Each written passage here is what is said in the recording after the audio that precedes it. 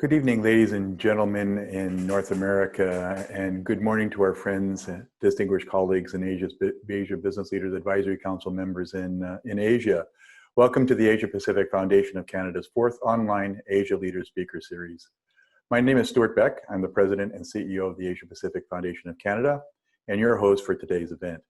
Before I turn the floor over to our Vice Chair of the Board, Marie-Lucie Morin, to give opening remarks and introduce our speakers, and as we meet today in a digital space with participants from across Canada and Asia, I would like to take this opportunity to acknowledge that the places Canadians call home are the traditional territories of many First Nations, Métis, and Inuits.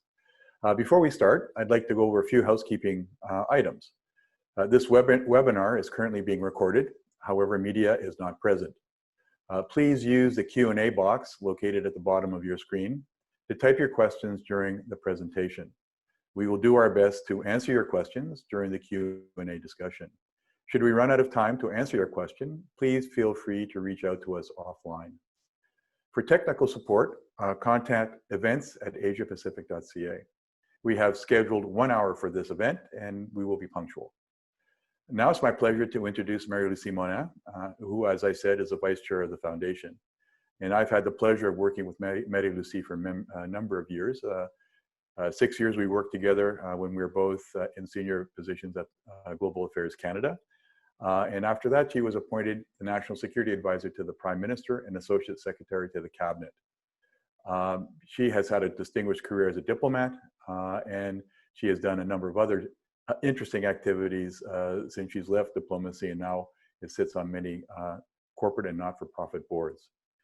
She was also an advisor to the Canadian Transport Act Review Panel, which tabled its report in December of 2016. It's a real pleasure to now turn this over to Marie-Lucie to make some welcoming remarks and to introduce our speakers. Marie-Lucie. Thank you, Stuart, and welcome everyone to our online Asia Leaders Speaker Series. Bonsoir à tous et bonjour. Bienvenue à notre série de conférences en ligne des dirigeants d'Asie. I'm really delighted to be able to join you tonight for what promises to be a very interesting conversation. So since early May, the Asia Pacific Foundation of Canada has taken this flagship speakers series online, featuring experts from across Asia to discuss issues and measures taken in their regions to manage the spread and economic impact of COVID. But tonight, we are turning our attention to Canada as businesses cautiously reopen, and we can see more Canadians going about their business as usual after a lengthy confinement. We are pleased to host this special presentation for our Asia Business Leaders Advisory Council, known to us as ABLAC, our representatives at Canadian Missions in Asia, a very warm welcome to former colleagues, and representatives of Asian Missions in Canada, as well as other special guests. So the Foundation's ABLAC is comprised of a high-level group of Asian and Canadian business leaders. The group, which has been in existence for 5 years, meets annually to identify and articulate opportunities for enhancing Canada-Asia business engagement. So let me now turn to introducing our two speakers tonight, Goldy Hyder and Mark Wiseman. So our first speaker, Goldy Hyder, is President and Chief Executive Officer of the Business Council of Canada. Goldy is also the 2020 ABLAC Vice Chair. The Business Council of Canada was founded in 1976. It is a nonprofit, nonpartisan organization which represents the chief executives and heads of 150 leading Canadian businesses, employing over 1.7 million Canadians and composed of every major industry across the country. Formerly, Goldy was President and Chief Executive Officer of Hill Knowlton Strategies Canada. Now on to our second speaker, Mark Wiseman, also a member of ABLAC. So Mark is a global investment manager and a senior advisor at Hillhouse Capital. He was formerly president and CEO of the Canada Pension Plan Investment Board and former global head of active equities for BlackRock and chairman of BlackRock Alternative Investors. So you will have gathered by now that both Goldy and Mark are extremely knowledgeable about the Canadian and global business environments. We are very fortunate to have them with us tonight to reflect on the economic impact of the pandemic. So the current situation and the outlook for Canada and these complex and uncertain economic and geopolitical times will form the basis of our presentation tonight. But we have allowed for plenty of time for Q&A discussion. So thank you again for joining us. And let me now turn to our first speaker, Goldy Hyder. Over to you, Goldy. Well, thank you so much, Marie-Lucie. It's great to see you. It's a real a privilege to be here with my good friend, Mark Wiseman. I'm always grateful for the day that he and I were on a flight together that allowed me to meet him. And I feel very fortunate to be here tonight with him and Stuart and your team at APF and then at ABLAC. It's a privilege to be here in my capacity as vice chair. And good evening and good morning to all of you online. Thank you for this opportunity and for making the time. I thought I'd just make a few remarks in terms of context setting, and then we look forward to your questions. Let me just start by saying and recognizing the obvious, which is where we find ourselves is an exogenous threat. We're in an economic crisis because of a health emergency. That we were triggered into this because of something that, hard to forecast. We knew there was going to be one someday. Here we are. And where we were before was, as Canada in particular, I think in a place where we were trying to navigate what was quickly becoming a dramatic change in the New World Order. From the Ian Bremmer so-called G2 of China and the United States and everything that's playing itself out globally with them, us obviously being a close ally and a neighbor of the United States, trying to figure out how do we do that. That's what we were thinking about on the international front. We had good economic growth, low unemployment, deficit to GDP ratio was the lowest in the G7. It was a fairly good situation, and we perhaps took that a little bit for granted in terms of getting a little comfortable and complacent. But now where we find ourselves is a period where the legacy issues that Canada faced, which were pre-COVID, I think it's very important to recognize this, structural issues in the country existed pre-COVID. We had many self-imposed challenges as Canadians. My dad likes to say the problem in Canada is there are no problems, so we make them up.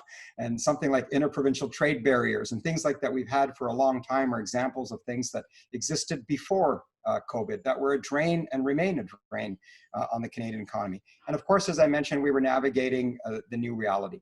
As business leaders, what we were focused on is competitiveness. Our focus is on how do we create a competitive economy in a rapidly changing world.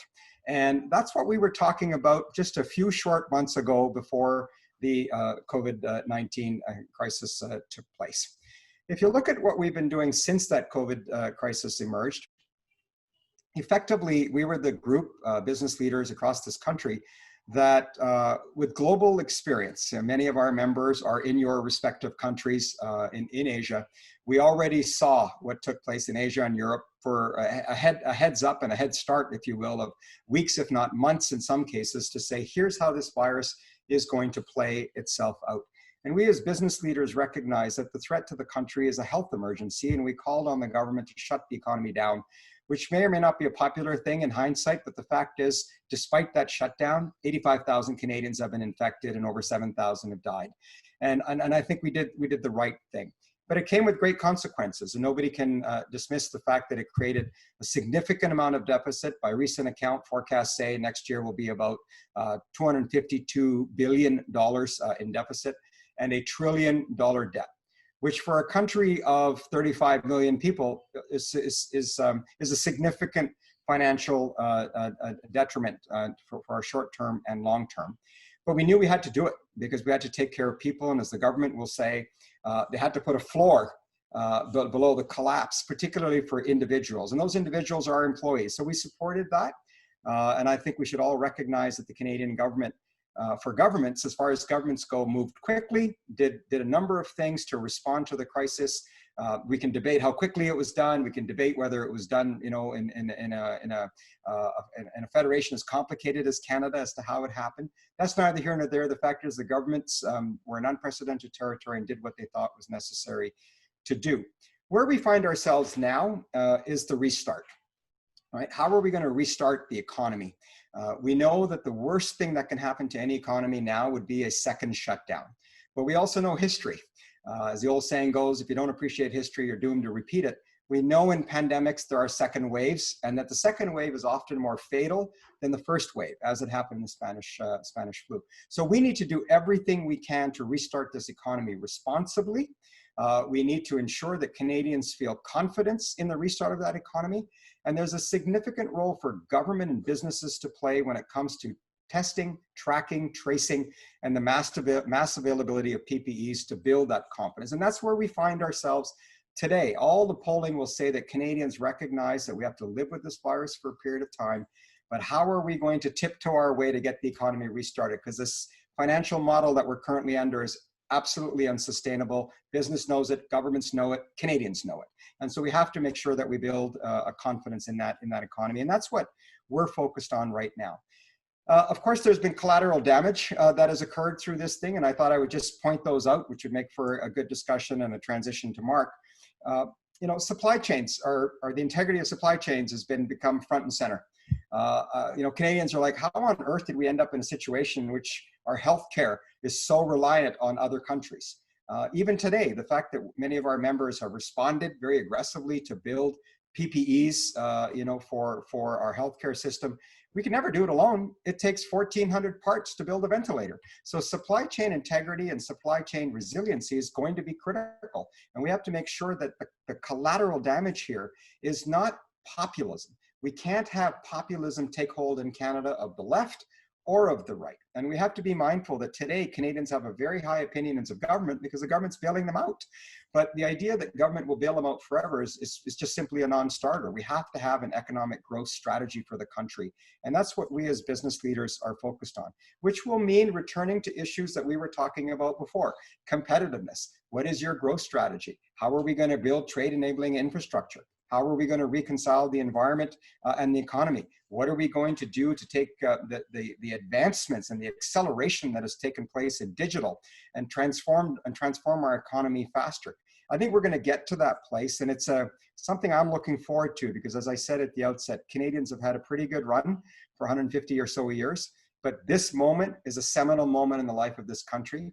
We need to be attractive to immigrants. We need to be a pro-trade, and we need to be pro-investment. There's no other formula that works for Canada, given who we are, given the resources that we have. And I think it will create opportunities for you in the business communities, because it may mean we can finally get to some conversations about, you know, a modernized approach to P3s, building trade enabling infrastructure, potentially monetizing key assets in the country that would allow for more foreign investment and jobs to be created here in Canada. So I think it's a period of tragedy from the healthcare side of things, obviously, but it's also a moment that we shouldn't lose, because as I've said, and I'll conclude with this, the best way to honor the lives of those lost is to make life better for those who lived. And I think businesses and governments and labor and others working together to improve the trajectory of the Canadian situation, the Canadian economy, is a challenge that we should all embrace.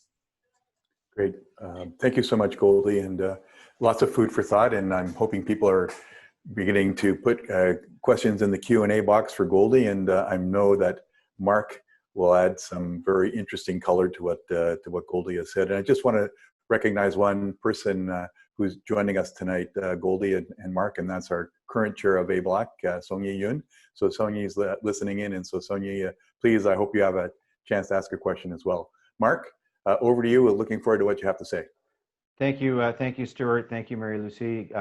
Goldy, it's always hard to go after you because you steal all the thunder.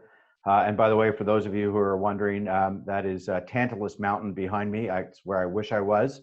and just on the road from Squamish to Whistler, British Columbia, in honor of Stuart and the rest of our friends in British Columbia. I'm going to make, so that we can get to questions, I'm going to make just 3 points this evening or this morning to get us going into a discussion. And Goldy already, I think, set the table extremely well for our conversation. First of all, though, I think we have to make it clear from an economic perspective, these are truly unprecedented times. These are unprecedented times for the world, but very specifically, this is unprecedented for Canada.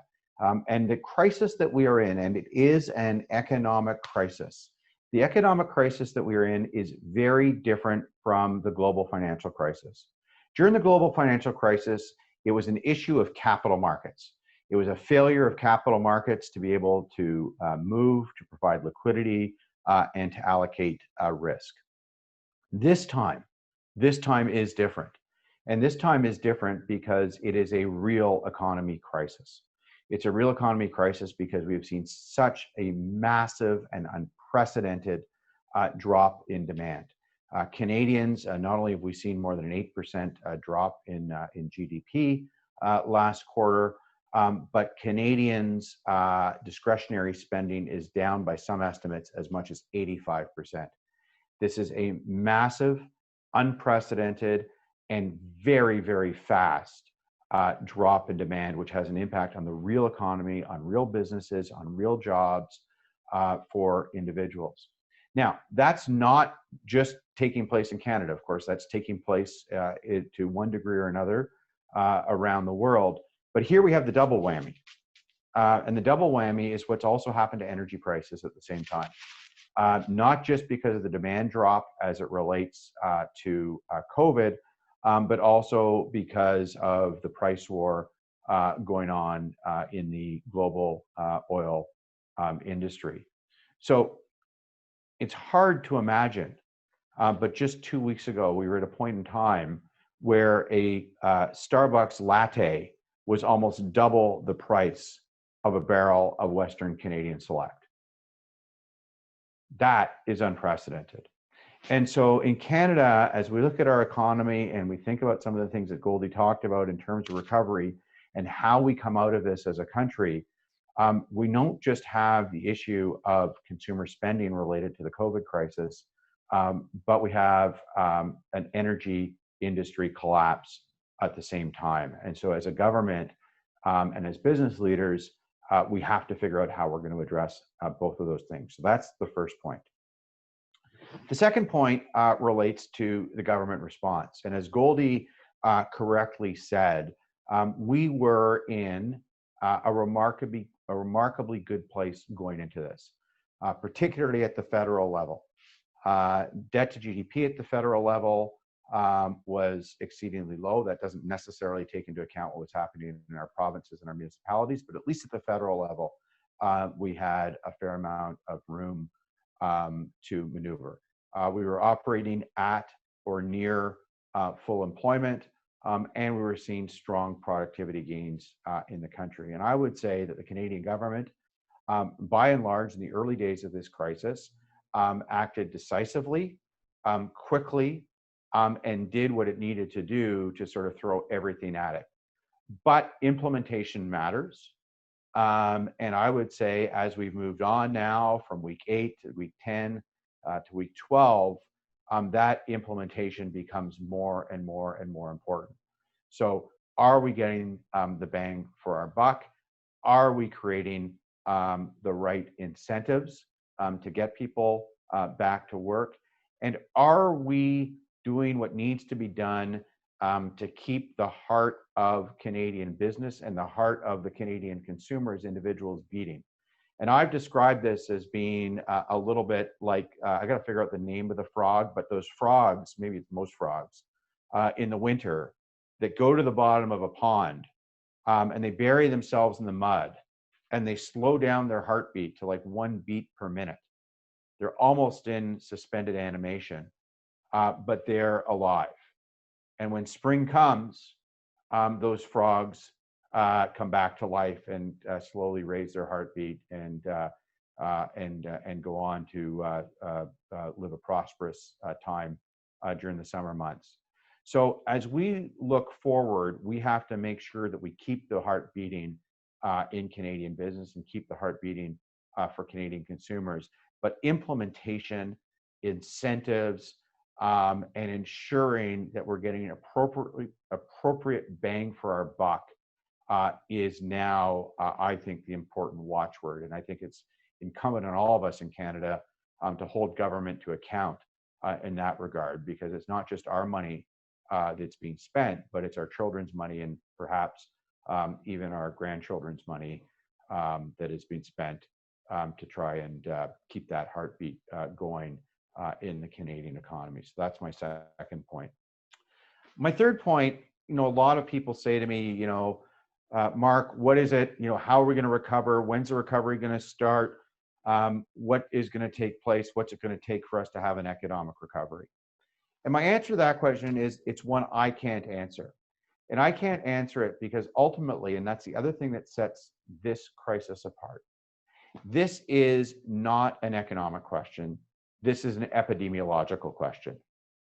And the reality is that until people around the world, and particularly in Canada, feel safe, things will not change. It doesn't matter what government proclaims. It doesn't matter what's open or what is closed.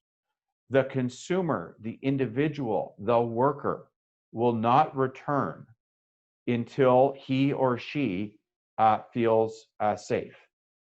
And so that is an epidemiological question. It's a question of what's going to be the course of the virus. It's a question about how soon and to what effect will either a therapy or a vaccine have.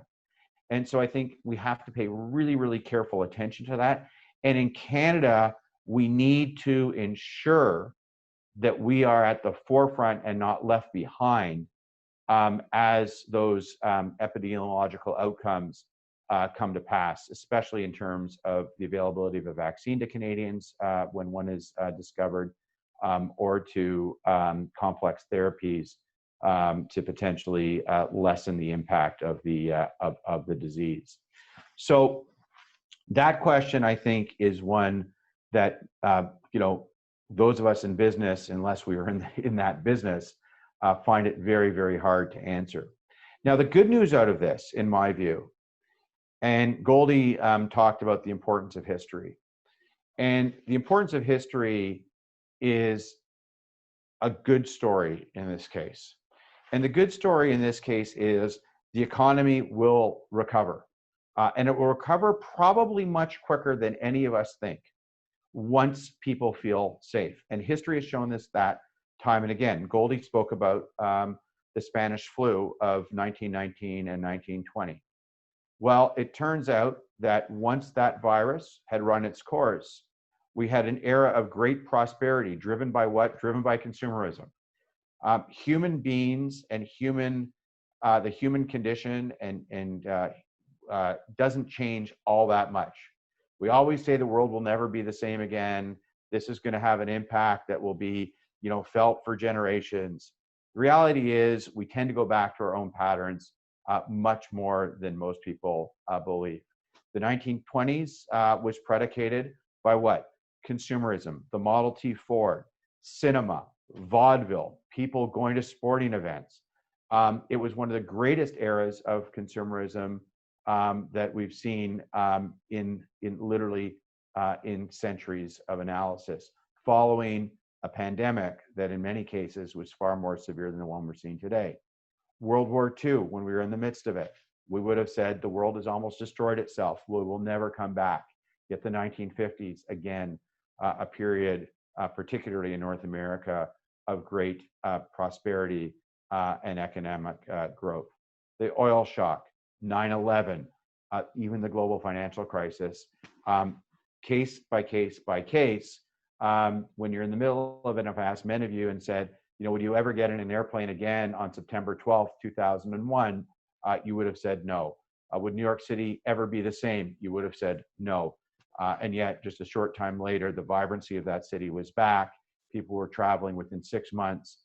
air travel, global air travel was back to where it was pre 9/11. So we will come back.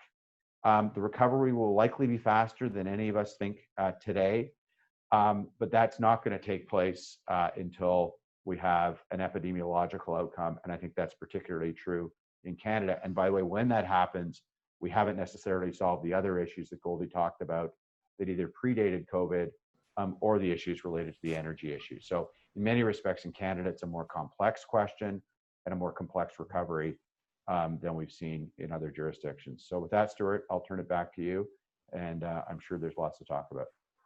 Yep. Thank you very much, Mark. And both you gentlemen do a very wonderful job of making the case for where we are today, what we need to do going forward.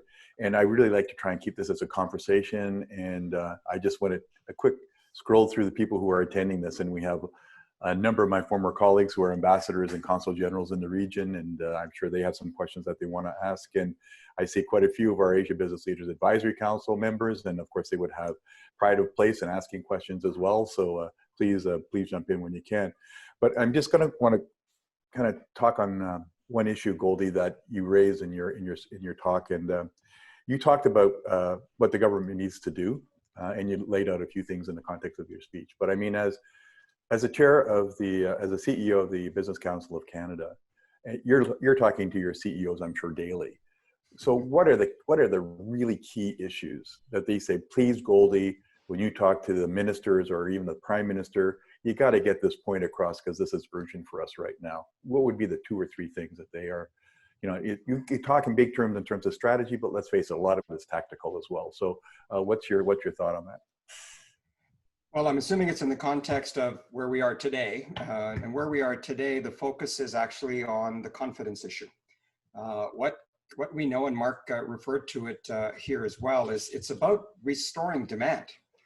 My greatest concern, if somebody asks me what's keeping me up at night tonight, I ask my CEOs that question often. And the answer is more often than not, what happens if you open up the economy and people don't show up?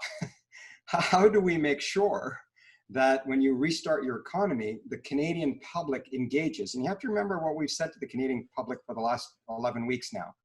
There's a virus. It's really dangerous. Stay inside. And now we have to pivot to say to Canadians, hey, look, there's a virus. It remains dangerous, but we need to go back outside. We need to re-engage with society. We have to be able to restore whatever the temporary new normal will be for the next 12, 18, 24, nobody really knows. In fact, my own view is we're going to have treatments before we're going to have a vaccine. And if you can treat the thing and you don't die from it, that confidence will come back, because there's a lot of things people don't die from that we can treat them for. Hopefully I'm wrong, and hopefully both things happen and they happen quickly, but I wouldn't bank on it. I think any experts that I've spoken to, the vaccine is not imminent. It will take time. There's logistics issues around having to produce it in mass quantity, giving it to people, et cetera, et cetera. So the focus for the CEOs is how do you build confidence in that backdrop? And we really believe that government, business, and individuals all have to play a role. Government's role is on the healthcare front.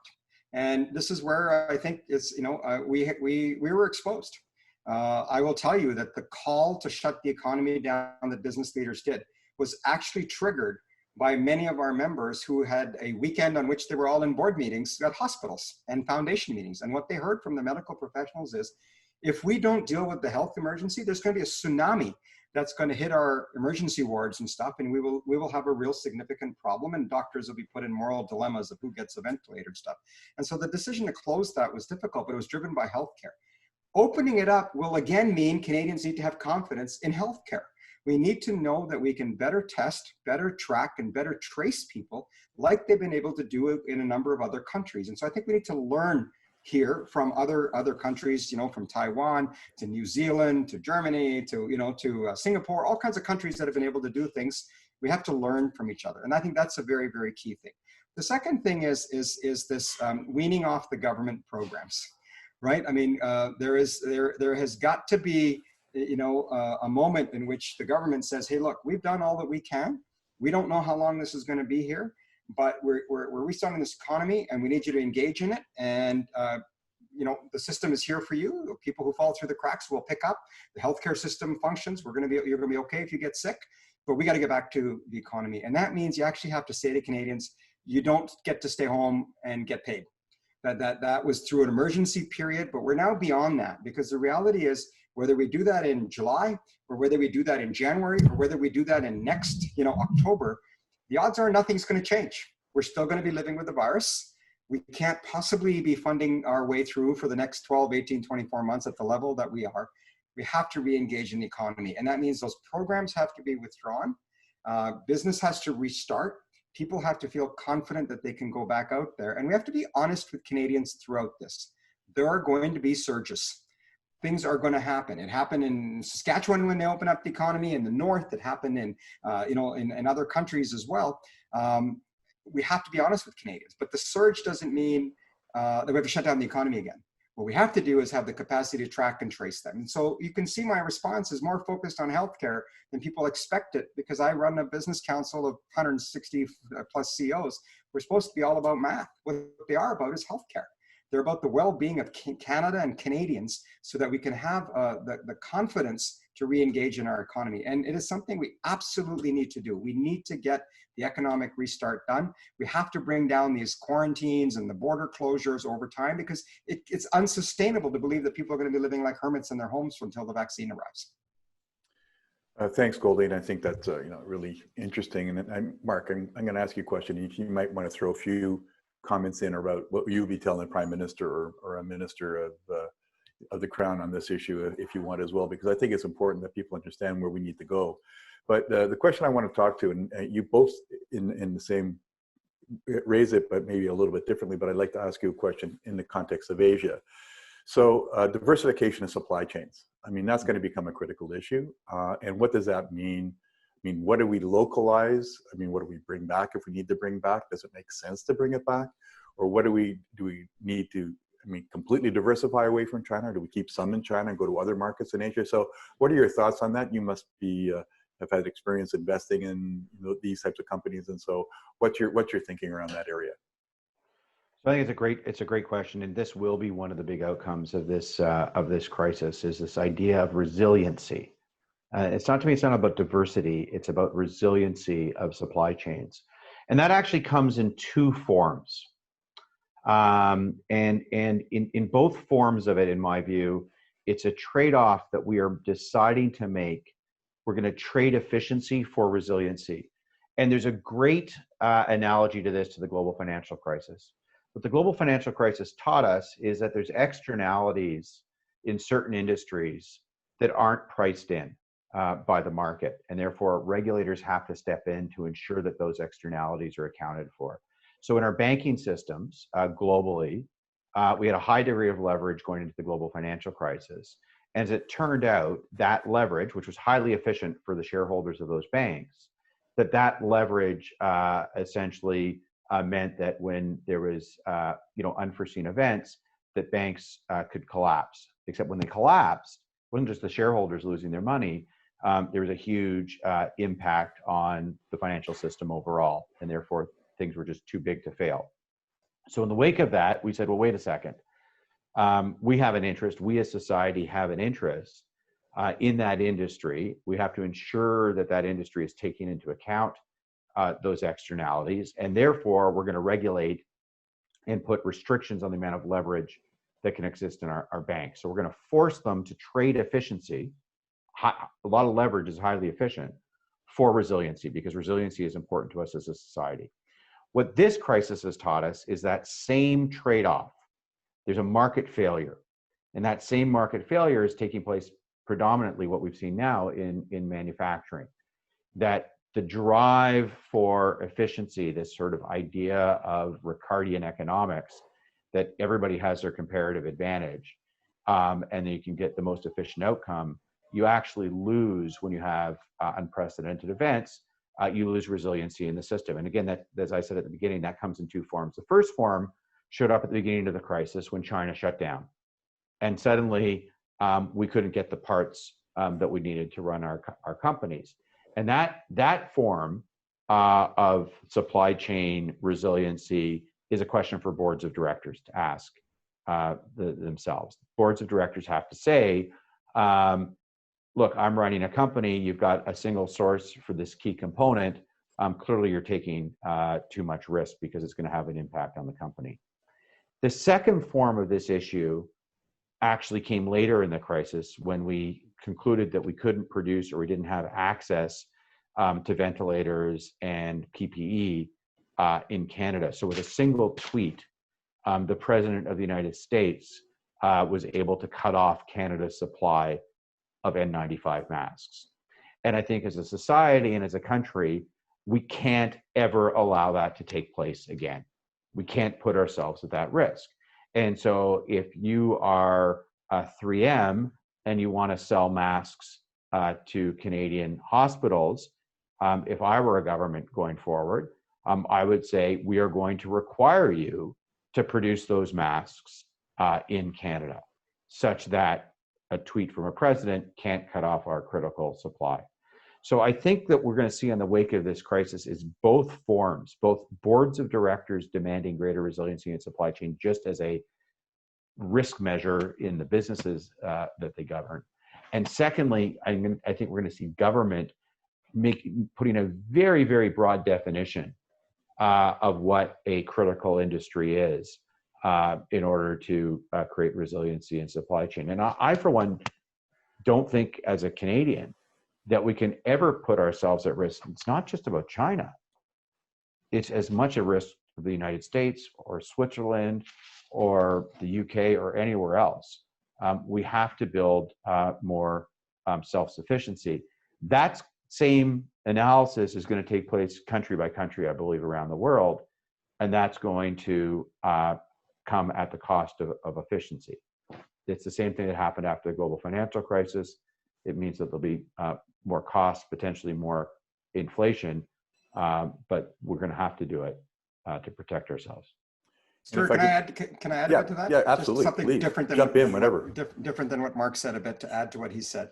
I think from a trade perspective, the Canadian approach needs to be and, right? And not as opposed to or. Like there's a lot said. Mark said it best about the overemphasis that people make in crisis. I don't know if any of you know this about me. My master's thesis was on policy making in times of crisis.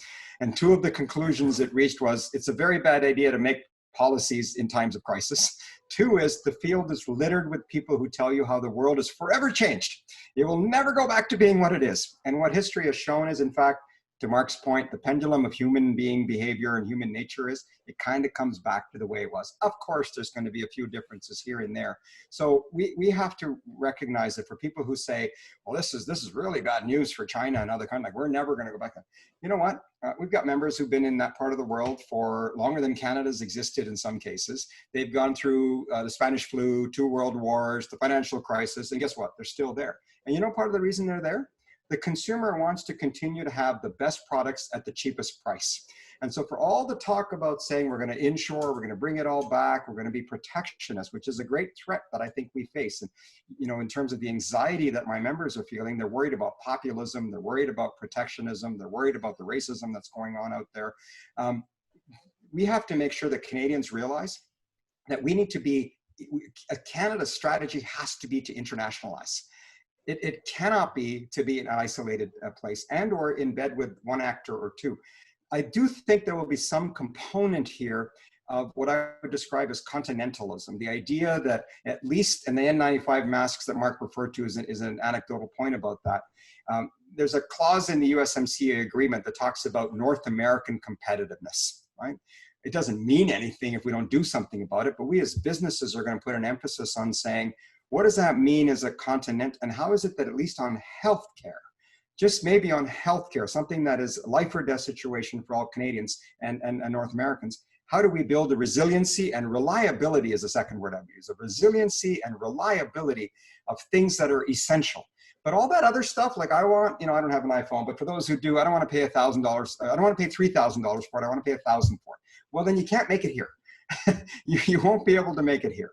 And so I think we have to be honest with consumers that what they want and that what the politicians and the media might be taking them down the road of, they need to be, we have to square that circle. And I think businesses have to do a very big part of communicating that. The other thing I would say is we need rules-based approach to trade still. Like the WTO is under enormous challenges, as the wise people on this call would know, but we can't let it disappear. because we can modernize it, we need to change it, we need to improve it and all of that. But we have to do something about a rules-based system, because for trade systems to work, we have to have that body. We have to have some court of appeal, some rules and some order. So I think more of Canada in the world, more internationalization. Mark said this on another call that we had. It's interesting that in some of these situations that we're seeing here, 2 or 3 countries get together and put out a press release now. There's not a lot of global harmony out there, and we need to be, as Canadians, championing that. I think our foreign minister has been doing a terrific job of trying to articulate a Canada point of view that's global as we need it to be. So there's a lot of work to do on that front. I think this is an area where the Asia Pacific Foundation and others need to continue to be the champions of trade and internationalization. Well, Goldy, I can't agree with you more. And I just like to add a little something in there about the original North American Free Trade Agreement. And one of the reasons behind the U.S. getting involved with it was complete access to our energy market without any restraints or constrictions. But yet they do something like that on N95 masks. So just to keep things in perspective. Because one of our ABLAC members, Tim Diddles, was asking a question to you, Mark. I'm paraphrasing a little bit because you addressed some of the question, but one of the elements that he's talking about is working with the United States on a subnational basis in the context of supply chains, and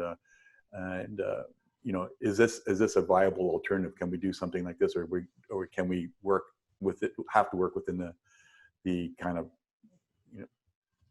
government to government at the federal level basis.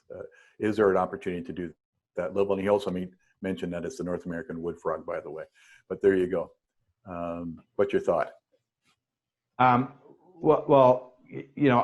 do think. I think it really goes to what Goldy mentioned. I mean, we have to, and for God's sake, I mean, we've been saying it in Canada.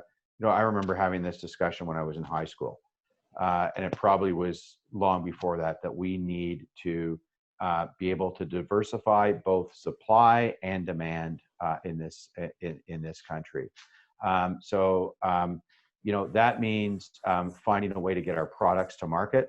So I have my views. I think we should do everything we can to get Keystone built. I also think we should do everything we can to get Trans Mountain and Energy East built.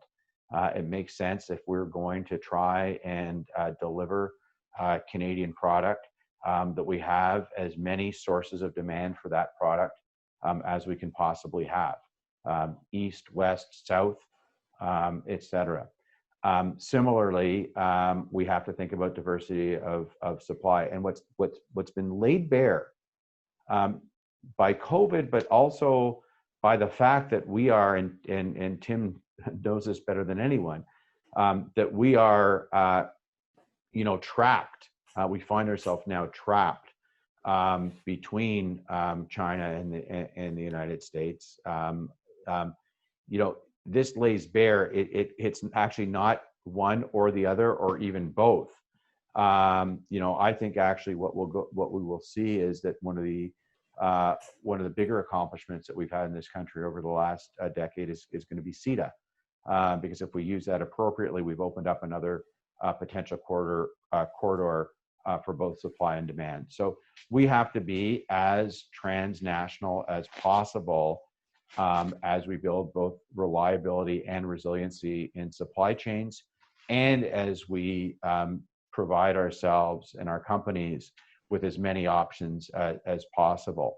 But we've learned now how fast things can change. I mean, 3.5 years into a presidency, look at the impact that has had on our country. Look at how we've become essentially squeezed between China and the U.S., where we thought we were in a great position with both. We now can find ourselves potentially in a situation where we're actually in a great position with neither. Because we've become sort of the proverbial bologna in the sandwich. So I think for Canada, like, we need, and Goldy said it right off the top, we need to take lessons from this. We don't necessarily need to make policy in the middle of the crisis, but we have to learn from it, and we have to think long term. We have to look beyond the hill that is COVID, and think about where we want to position ourselves for the next 25, 50, 75 years in this country. Both of you, and it's Adam Janikowski kind of phrased it one way. Dave Murphy phrased it another. Dave's our consul general in Shanghai, Adam's in Hong Kong. I mean, are we going to be able to, coming out of is going to become even more so, I think. I mean, this is a defining moment for the Canada-Asia relationship. Are we going to be able to deepen our relationship in Asia? Do we have that capacity? Do we have the Asia competence to be able to do that? And if we don't, what do we need to do to improve it? Now, we try from the foundation perspective, and we work with you on that basis, but I'd love to get your thoughts on what does Asia really mean now in the context of where we're going to go, and how do we deepen it and get better with it? Just kick that off. I'm sure Mark's got a lot more thoughts on this than I do, but my sense is that the first thing you need in business is a strategy. What's the Asia strategy?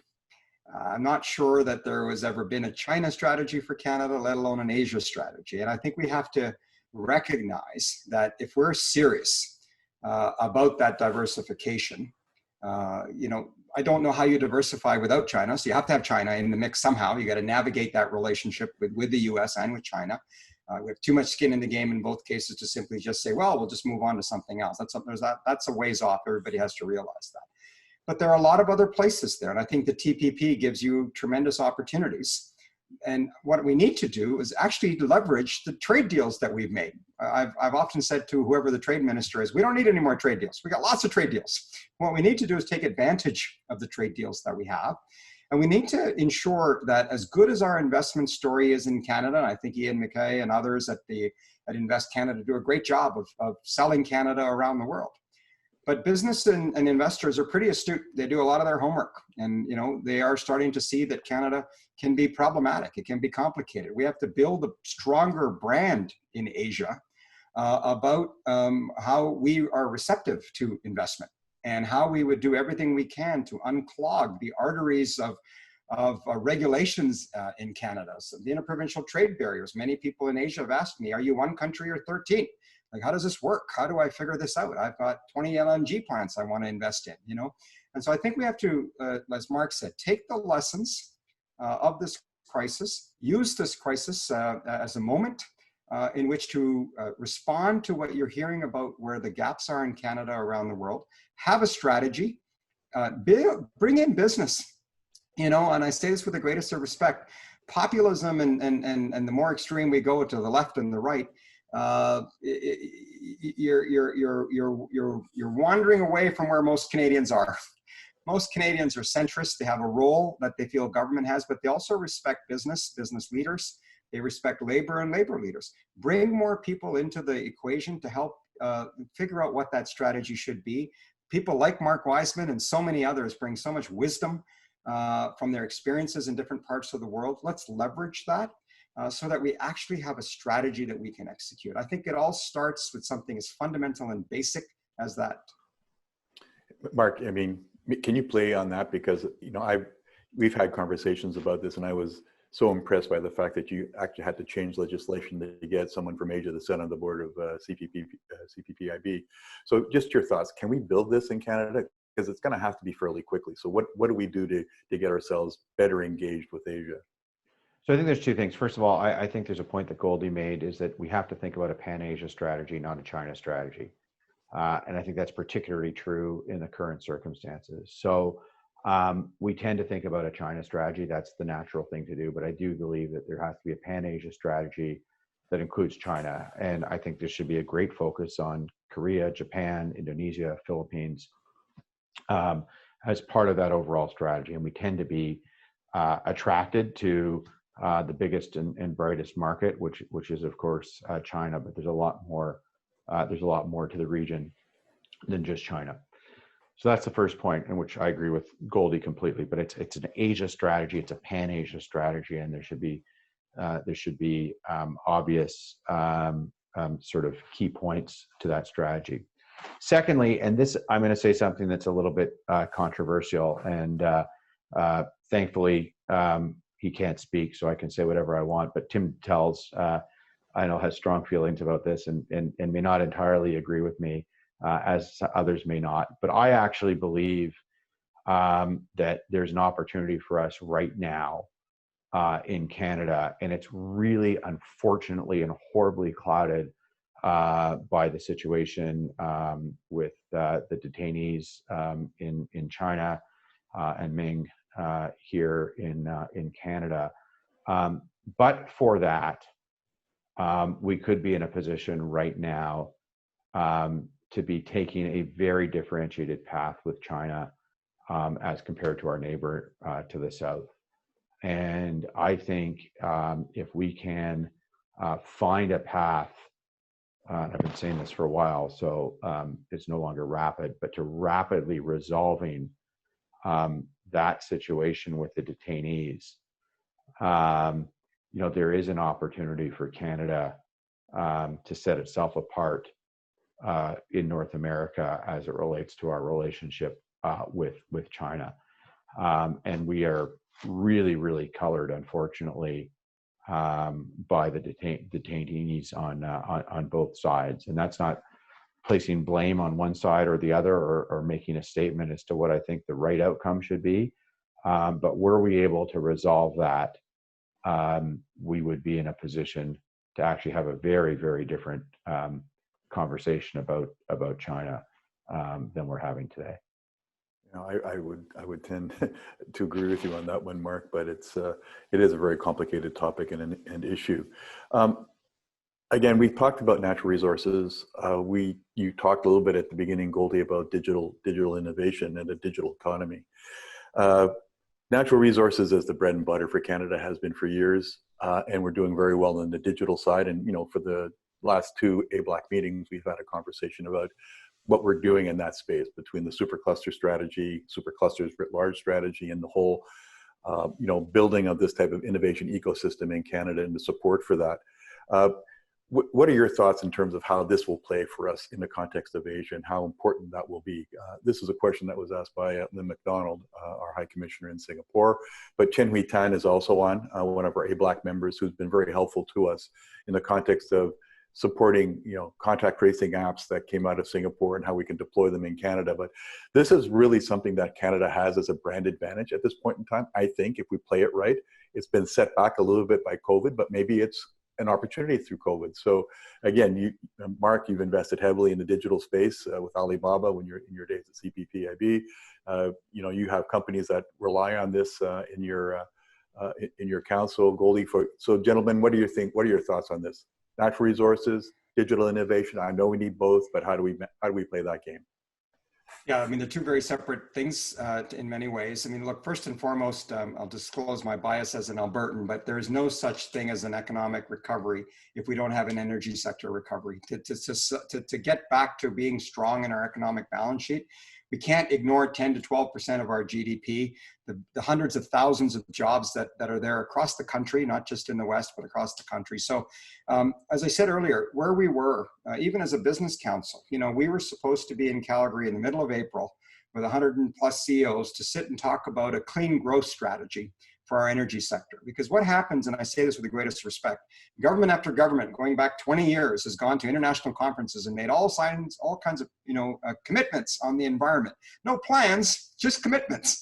And so of course that falls on businesses to do something about that. And we kind of said, we're an organization that endorsed the carbon tax 12 years ago, first business council in North America to do that. So we're not debating climate change or that. What we're saying is, how do we get effective in ensuring that the global demand that exists out there for the product, at the same time, the pressure that exists on making sure that we do it responsibly. No one does it better than Canada. I defy anybody to show me anyone that does it better than Canada can. Yes, the oil sands have some challenges because of what's necessary there, but the innovation, to tie your point, that's taking place in the energy sector is in the billions of dollars to actually help bring about a solution on climate change. I mean, solution is a big word, but to help reduce the pressures of climate change. It's coming from that very energy sector that so many people want to keep, to destroy and to keep the product in the ground. The fact is, demand is very high. So I think from that perspective, we need to recognize that the energy sector is crucial to the Canadian economy. It's crucial to the recovery that the innovation that's necessary to address climate change is going to occur from them, not some little clean tech company in a basement somewhere. It's important, it's valuable, yes, but it takes billions of dollars to get the kind of innovation that's necessary to allow for that to happen. So that's my plug on the energy sector with my full biases disclosed. On the other side of the equation, I think that the verdict is still out. It's early days on the clusters still. I think the clusters, Mark was involved in the Growth Council. I think they're an incubator program in many ways. Across the country, we've got a bunch of these clusters. We've got some good people. Some of my members are involved in them. And I think those are potentially an exportable commodity down the road. How do you build an innovation ecosystem? The supercluster model, I think, is an interesting thing that's going on in Canada. Obviously, it's been somewhat interrupted in some cases by COVID, but I think we need to double down on it, continue to do more. It's not about governments picking winners and losers and all of that rhetoric. It's about recognizing that the innovation ecosystem requires capital. It requires human resources, which again, Canada's well positioned to. We have to continue to be a pro-immigration nation as a result of that. Those are the things that I think are going to be essential to create an economic chart a course forward. I think too often it's phrased as either or, you know, you're either this or you're that. No, we don't have to be. We can be both, and we can do both well. Mark, thoughts? Well, just really quickly here, I think Goldy, addressed the energy issue well. I think we shouldn't lose sight of the importance as economies shift around the world from goods to services, from to an economy that is, and we're seeing this obviously with the COVID crisis. We're seeing this how we're holding this meeting, much more digital. A digital economy is ultimately about knowledge, and knowledge is about people. And I think one of the things we shouldn't lose sight of is the importance of people to Canada. And we have a real opportunity. We have set ourselves apart as a country in our ability to attract, to educate, and to integrate newcomers to Canada. And we have to make sure that doesn't stop.